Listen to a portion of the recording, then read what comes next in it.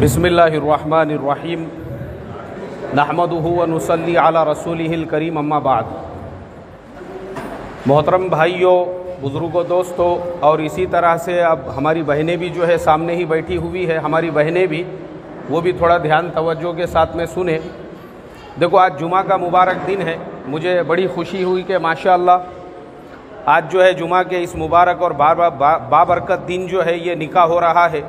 और जुमा के दिन वैसे भी मेरे मामूलात होते हैं, बहुत सारी सूरतें वग़ैरह, बहुत से वजीफ़े औराद, वो सब पढ़ते हुए मैं बैठा था। अभी गाड़ी चलाते चलाते भी पढ़ते पढ़ते यहाँ तक पहुँचा हूँ।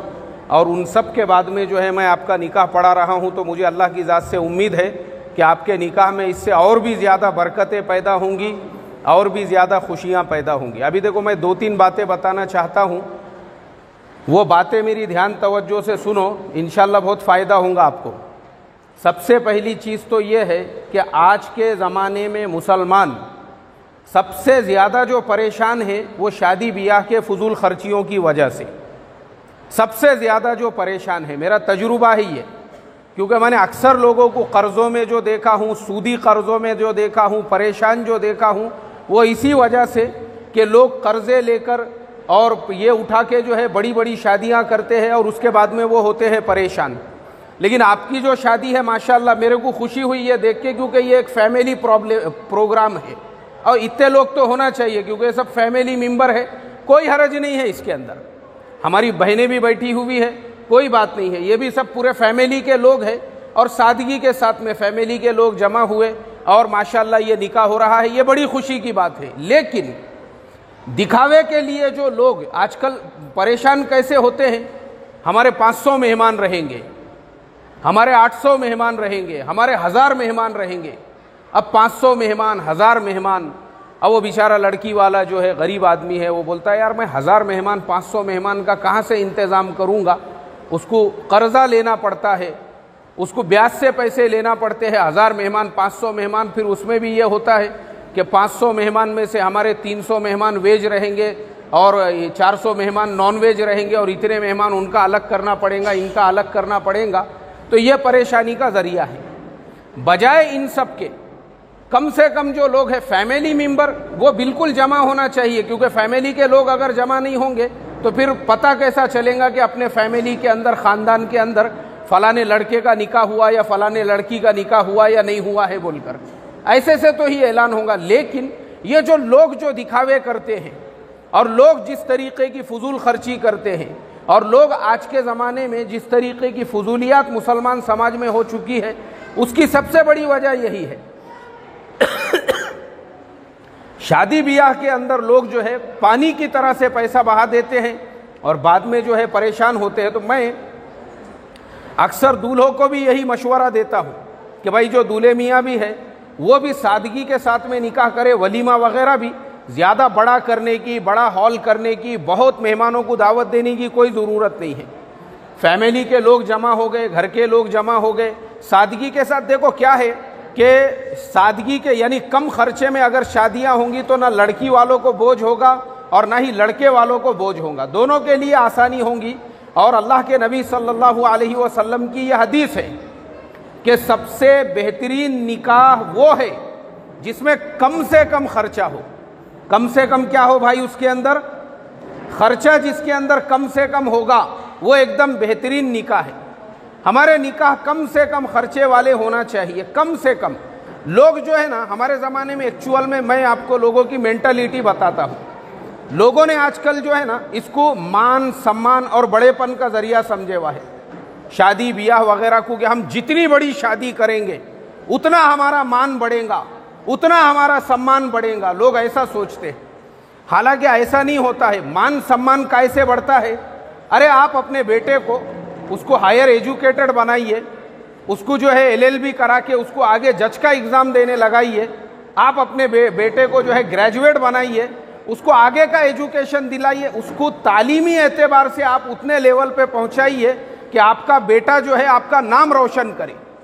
आपका बेटा एक ऐसा IT इंजीनियर बन गया कि कंपनी ने उसको अमेरिका भेज दी, कंपनी ने उसको इंग्लैंड भेज दी, कंपनी ने उसको जो है कहीं पे बाहर मुल्क में अगर प्रोजेक्ट के लिए भेज दी, वो आपके लिए फ़ख्र की चीज़ है। कि माशाअल्लाह हमने हमारे बेटे के पढ़ाई पे, तालीम पे, एजुकेशन पे जो है पैसा लगाए थे। आज अल्हम्दुलिल्लाह हमारा बेटा आईटी इंजीनियर। अभी मैं आपको बताता हूँ, मेरे रिश्तेदारी में एक लड़का है, मेरा अपना ही, मतलब रिश्तेदारी में यानी मेरे लिए वो जो है मेरे खलेरे भाई का लड़का होना, यानी मेरा भतीजा ही होना। उसके वालिद साहब की पूरी ज़िंदगी गैरेज के अंदर जो है हाथ काले करने में गुजर गई, लेकिन बेटों को उन्होंने हायर एजुकेटेड बनाई। कैसा बनाए उन्होंने बेटों को हायर एजुकेटेड? बेटों के पढ़ाई पे पूरा पैसा लगाए। अब वो ऐसा आदमी जो खुद अनपढ़ है, लेकिन उसके बेटे ने तालीम हासिल किया और गांव के खेड़े के रहने वाले, लेकिन वो बच्चा यहाँ आया पूना में एक कंपनी में जॉब करने के लिए। कंपनी ने 6 महीने में उसका काम देखी और उसके बाद कंपनी ने उसको भेज दिया अमेरिका। अब कंपनी ने उसको अमेरिका भेजने के बाद में, उसके बाद में जो है एक गरीब आदमी का बेटा जो यानी जो है इंजीनियर बन के अमेरिका गया, मुझे बोलो उसके बाप का जो है उसको मान सम्मान मिला या नहीं मिला? उसके लिए सम्मान की बात है ये कि मैंने नहीं पढ़ा, लेकिन मेरे बेटे आज कहाँ पहुँचे हुए हैं।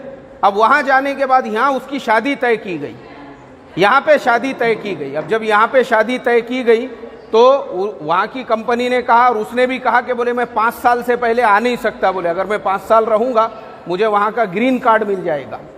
तो इसके लिए माँ बाप ने भी बोले कोई बात नहीं, तू वहीं रहे। यहाँ पे एकदम सादगी के साथ में उसके निकाह की कार्रवाई अंजाम दी गई और उसकी अहलिया को भी वहाँ पे भेज दिया गया। माशाअल्लाह वो आज अपनी अहलिया के साथ, अपनी फैमिली के साथ में वहाँ पे जो है एक सेटल लाइफ जी रहा है। मुझे आप बताओ, ये चीज़ उसके लिए, उसके ससुराल वालों के लिए फ़ख्र की चीज़ है या नहीं है? अब हमारे यहाँ पे मैंने देखा हूँ बाज़ दूल्हों को या बहुत सारे जो है ऐसे लड़कों को भी मैंने देखा हूँ कि पूरी ज़िंदगी उनकी खुद की मेहनत मजदूरी में चले जाती है, हाथ पूरे काले हो जाते हैं, या पूरी ज़िंदगी रिक्शा चलाने में जाती है, लेकिन जब शादी का टाइम आता है तो वो भी 15,000 रुपये की मर्सिडीज़ किराए से करता है। ऐसे ही एक दूल्हे को आने में देरी हो गई। मैं बोला दूल्हे मियाँ क्या बात है, बहुत लेट हो गए? बोले नहीं, वो मर्सिडीज़ का ड्राइवर मिल रहा नहीं था, बराबर आने को टाइम लग गया बोले उसको। अरे मैं बोला दूल्हे मियाँ तुम वो है ना पीएमटी में पूरी ज़िंदगी चले गई लटकते हुए, तो अरे पूरी ज़िंदगी पीएमटी में गई, अब शादी के टाइम पे ही मर्सिडीज़ किराए से करके उन्होंने लेकर आ गए। मुझे आप बताओ वो 15,000 रुपये दे के फ़ायदा क्या है? मतलब अरे भाई सम्मान, तुमको अगर बड़ापन करना है बिजनेस करो अपना, ऐसा बड़ा बिजनेस करो कि तुम्हारे अब्बा का सीना जो है फ़ख्र से ऐसा बड़ा हो जाए कि देखो हमारी पूरी ज़िंदगी गरीबी में गुजर गई, मगर माशाल्लाह हमारे बेटे ने मेहनत किया, मजदूरी किया, छोटे बिजनेस से हमारे बिजनेस को बड़ा बना दिया बोल के। तो ये चीज़ होना चाहिए। इससे मान आता है, इससे सम्मान आता है। इससे नहीं आता है कि आपने बड़े मैदान के अंदर पिंडाल डाल दिए और वहाँ सत्कार हो रहा है हमारे एरिए के आमदार साहब और एरिए के नगर सेवक साहब, और इनका सम्मान ये करेंगे और उनका सम्मान वो करेंगे। कुछ नहीं होता है ऐसे से। मैंने ऐसी भी शादियाँ देखा हूँ जहाँ पे 10-10 हज़ार लोगों को बुलाकर एरिए के एमएलए, एरिए के एमपी, सारे नगर सेवक और जो है सारे पुढ़ारियों के खूब मान सम्मान हुए, और बाद में वैसी शादियाँ 15 दिन भी नहीं टिकी। अल्लाह हिफाजत फरमाए। लेकिन माशाअल्लाह ये शादी की मैंने पहले भी तारीफ़ किया, मुझे खुशी इस बात की है, हमारे हाजी फारूक साहब, खुशी इस बात की है कि माशाअल्लाह बिरादरी के ख़ानदान के चंद लोग जमा हुए, चाहे मर्द हो चाहे मस्तूरात हो, इतने लोग होना चाहिए, क्योंकि शादी जो होती है वो एक फैमिली फंक्शन होता है। ख़ानदान बिरादरी के लोग कोई मसला नहीं है, मगर ज़बरदस्ती अपना बाहर के लोग 407 के अंदर भर भर के ऊपर से नीचे से आजू से बाजू से लटक लटक के सब वहाँ पे पहुँच रहे हैं। ये तरीक़ा गलत है मेरे अपने एतबार से। अल्लाह ताला हिफाजत फरमाए। और ऐसे ही बस आखिरी में अब एक छोटा सा ऐलान कर दूंगा, हमारे ये लोग कार्रवाई पूरी करके आए हैं। निकाह के बाद की भी जो ज़िंदगी है मियाँ बीवी में, जो प्यार होना चाहिए, मोहब्बत होना चाहिए, एक दूसरे का रिस्पेक्ट होना चाहिए, उसके बारे में हमारे YouTube चैनल के ऊपर हमारे 50 से ज़्यादा सबक है। मौलाना अकबर हाशमी के नाम से मेरा YouTube चैनल है, वहाँ पे जाके ख़ास तौर पे जिनकी शादियाँ नहीं हुई और जिनकी हो चुकी है और मियाँ बीवी में अनबन है, वो सारे हमारे बयानात सुने। और ऐसे ही हमने एक ऑनलाइन कोर्स भी शुरू किया हुआ है जो मैं खुद पढ़ाता हूँ। रोज़ हमारा वो रोज़ जो है ऑनलाइन क्लास चलती है, उसका नाम ही है दूल्हा दुल्हन कोर्स। हर महीने की 11 तारीख से वो कोर्स शुरू होता है और ऑनलाइन पढ़ाते हैं। आप जिस शहर में, जिस गांव में, जिस बस्ती में हैं, अपने घर पे रह के मोबाइल में आप जो है पढ़ सकते हैं। वो सिर्फ इसीलिए हमने शुरू किए हैं ताकि हमारे जो नौजवान बच्चे हैं वो जिनकी शादियां नहीं हुई उनकी शादी कैसे हो, और जिनकी हो गई है उनकी शादी के बाद की ज़िंदगी कैसी हो उसके बारे में उनको सिखाया जाता है। अल्लाह ताला से यही दुआ करता हूँ, अल्लाह ताला इस निकाह में खूब बरकतें अता फरमाएं। अब निकाह की कार्रवाई शुरू हो रही है, तमाम लोग ध्यान तवज्जो के साथ में निकाह का खुतबा सुने।